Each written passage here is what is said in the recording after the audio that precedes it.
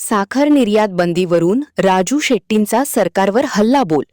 स्वाभिमानी शेतकरी संघटनेचे नेते राजू शेट्टी यांनी साखर निर्यात बंदीवर केंद्र सरकारवर जोरदार हल्लाबोल केला.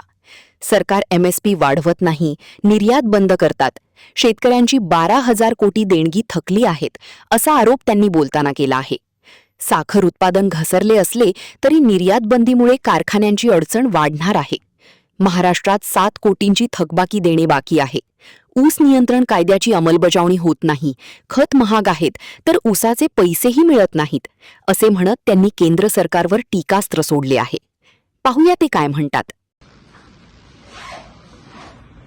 साखरेच्या निर्यातीवरची बंदी म्हणजे एकूणच साखर उद्योगाची आणि ऊस उत्पादक शेतकऱ्याची अवस्था अशी झालेली आहे की आई जीव घालीना आणि बाप भीक मागून देईना. एकतर गेल्या 4 वर्षामध्ये केंद्र सरकारनं साखरेची एमएसपी वाढवलेली नाही आहे आणि एमएसपी न वाढवल्यामुळं 4 वर्षामध्ये सातत्यानं साखरेचे भाव स्थिर राहिलेले आहेत, वाढत नाहीये. यावर्षी देशामध्ये साखरेचं उत्पादन घटलेलं ही गोष्ट खरी आहे. मग सरकार जर का साखरेची एमएसपी वाढवणार नसेल, जगाच्या बाजारामध्ये साखरेला भाव चांगला मिळत असेल, तर मग साखर कारखान्यांनी साखर निर्यात का करू नये आणि त्यालाही तुम्ही बंदी घालता, स्वतःही भाव वाढवत नाही. याच्या पाठीमागचं केंद्र सरकारचं लॉजिक काय आहे?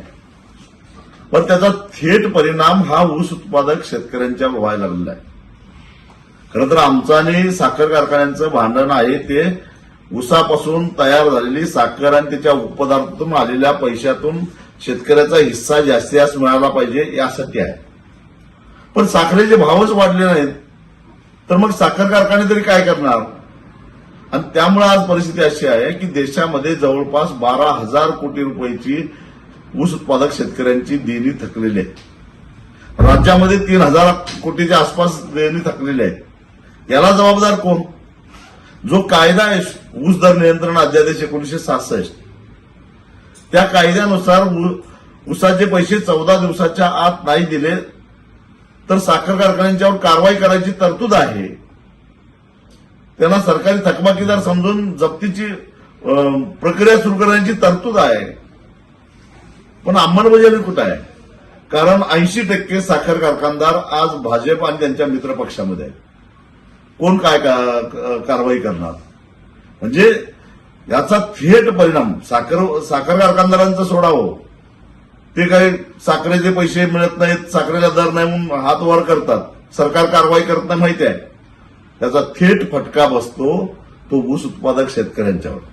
एका बाजूला रासायनिक खताचे दर आकाशाला भिडलेले आहेत. आमचे पंतप्रधान शेतकऱ्यांना सांगतात की रासायनिक खताचा वापर कमी करा. दुसऱ्या बाजूला साखर कारखानदार पैसे द्यायला तयार नाहीत. शेतकऱ्यांनी काय करायचं? खरं तर हा जो सरकारचा निर्णय आहे तो मूर्खपणाचा आहे, भंपकपणाचा आहे असं मी म्हणेन.